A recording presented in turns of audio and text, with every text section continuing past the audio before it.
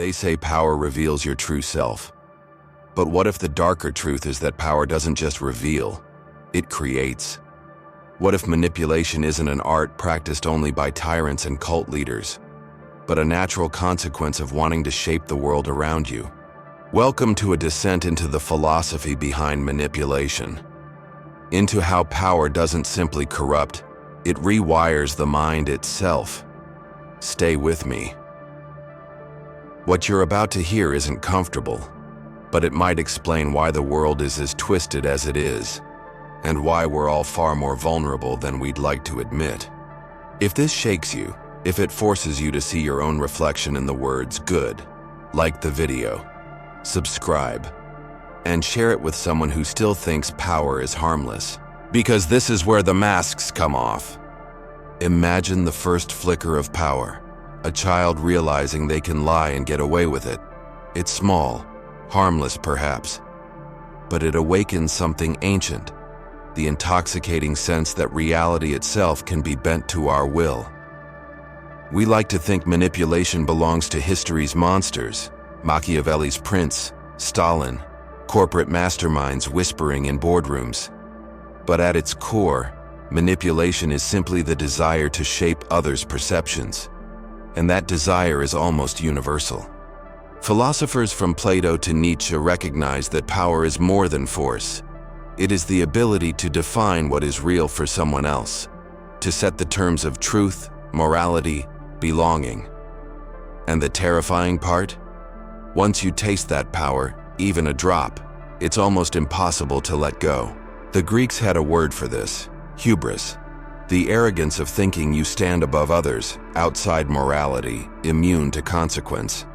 But what ancient philosophy couldn't fully grasp is that hubris doesn't always come screaming, crowned in gold.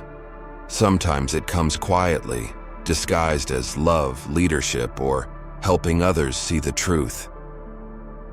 And the mind begins to twist. Power feeds on control, control feeds on fear, and fear feeds on uncertainty. A mind obsessed with power becomes obsessed with predicting and shaping the responses of others. It stops asking, what is right, and starts asking, what works? Over time, the manipulator no longer sees people as ends in themselves, but as instruments, obstacles, or mirrors. And in that shift, the corruption begins. The great thinker Michel Foucault argued that power isn't just something wielded. It seeps into language, institutions, even the way we see ourselves. And once it becomes part of your identity, once the manipulator needs to manipulate to feel secure, it becomes almost impossible to escape. But why does power change the mind? Part of the answer lies in what psychologists call cognitive dissonance. Imagine you manipulate someone you love.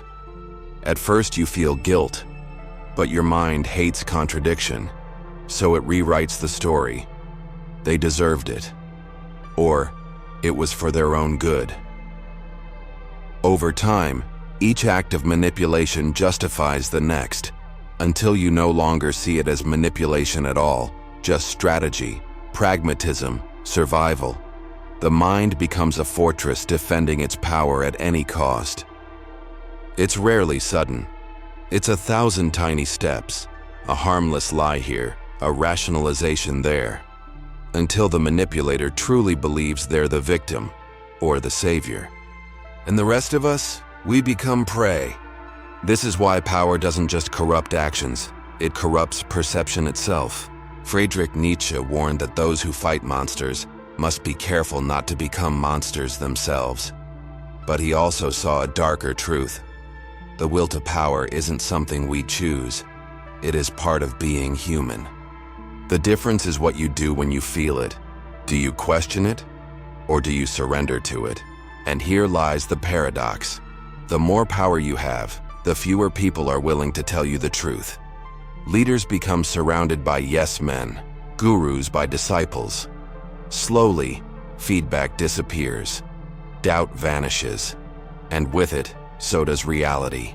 That's how power corrupts the mind, not by making you consciously evil, but by insulating you from the friction of other minds, by replacing truth with usefulness, by making you the center of your own moral universe. Think of the cult leader who starts out believing in their message.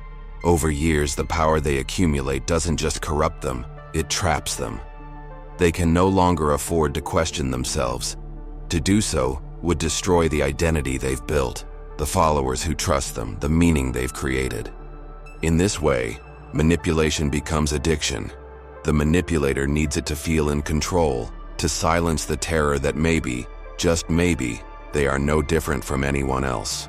Because here's the most brutal truth. At the heart of manipulation is fear. Fear of being powerless, fear of irrelevance, fear of the truth. Now let's go deeper. Why are we all so drawn to power?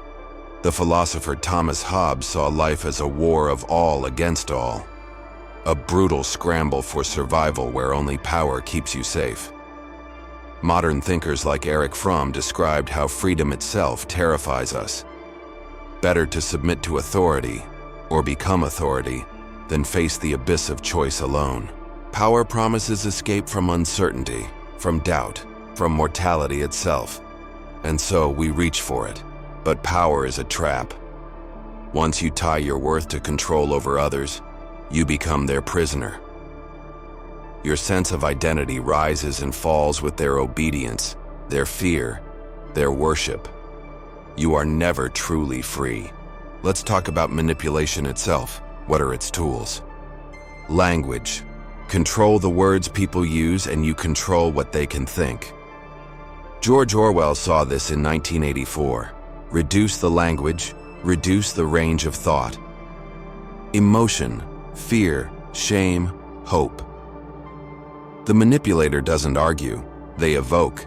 Emotional reasoning bypasses logic and roots ideas deep in the subconscious. Group identity. Create an us and a them. Belonging becomes conditional on obedience. Doubt becomes betrayal. Repetition. Repeat the lie until it becomes truth. Familiarity breeds comfort, and comfort breeds belief. But the most powerful tool? The story. Humans crave narrative. The manipulator offers a story where you're special, chosen, threatened, or righteous. And once you accept it, you'll do anything to protect it. Why does this matter? Because manipulation isn't rare, it's everywhere. Politics, advertising, religion, family, even friendship. We manipulate to hide weakness, to gain love, to avoid pain. And if you think you're immune, you've already lost. So what can you do? The first step is awareness.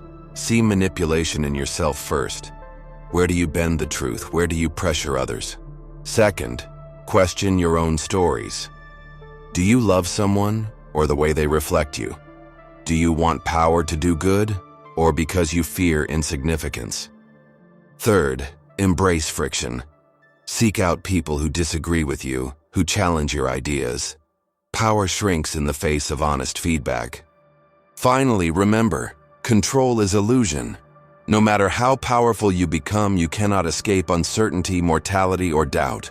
Here's the darkest irony. The manipulator's greatest fear is losing power. But the very obsession with power is what destroys their freedom. To live without manipulation, to accept uncertainty, vulnerability, and the limits of your control is true power. Because then, no one can take it from you. We began with the question, does power corrupt? Or does it simply reveal? Maybe the truth is crueler. Power corrupts by revealing. It exposes the cracks in your character and then offers to fill them with lies. And if you let it, it rewires your mind so deeply that you no longer see the difference between truth and usefulness. That is the philosophy behind manipulation. Power doesn't just change your actions, it changes who you are. If this disturbed you, if it forced you to look at yourself and the world differently, good. Like this video. Subscribe for more truths they don't want you to hear. Share it with someone still convinced they're too good to ever manipulate or be manipulated. And tell me in the comments, where have you seen power twist the mind? Because the fight isn't just out there, it starts inside. Remember, true freedom isn't control. It's letting go of the illusion that you need it. And if you're ready for the next descent into dark philosophy, I'll see you in the next video.